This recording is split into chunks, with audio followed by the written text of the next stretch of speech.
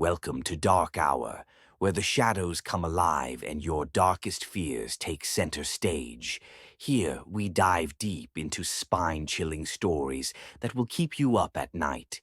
Tales of haunted places, mysterious creatures, and the unknown. So, grab a blanket, turn down the lights, and prepare to face the fear lurking in the dark corners of your imagination. It started like any other move, an old Victorian house on the outskirts of town, perfect for a fresh start. But what Emily didn't know was that this house held something darker, something sinister, buried deep beneath the surface.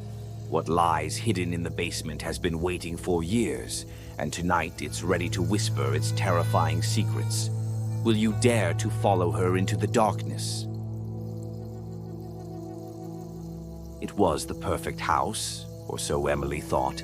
A spacious Victorian home at the edge of town, with sprawling rooms, high ceilings, and an air of old-world charm.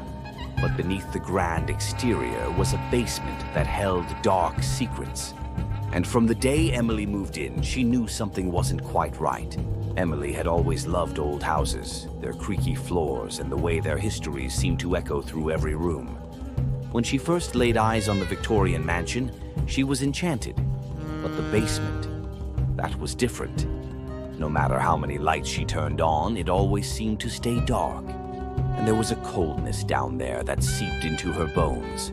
On her first night in the house, Emily was jolted awake by a soft, whispering sound. It wasn't the wind, and it wasn't the creaking of the old house.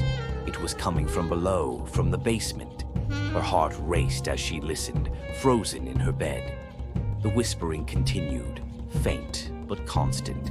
Curiosity eventually got the best of her. The next morning, Emily ventured down to the basement.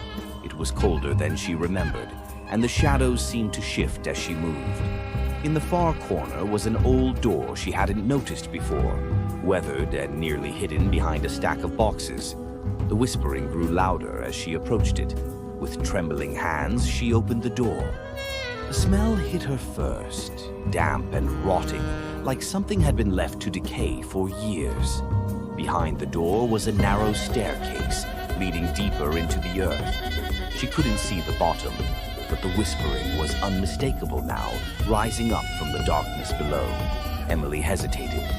Every instinct told her to leave, but something she couldn't explain, compelled her to go deeper.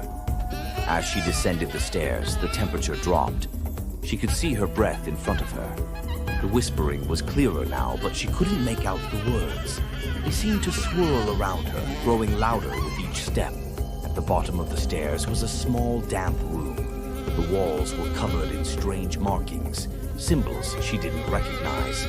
In the center of the room was a large wooden chest, old and rotting, with deep scratches running across its surface.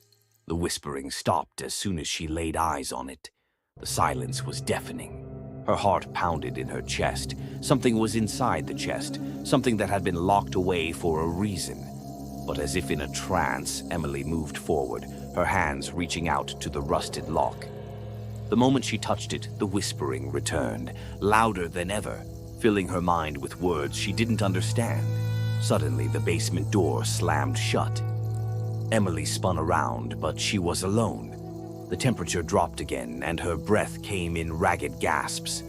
The whispering grew louder, now frantic and desperate, as if warning her not to open the chest. But it was too late. Her hands were already undoing the lock. With a final ominous click, the lock fell away. The chest creaked open on its own, and the smell of decay poured out.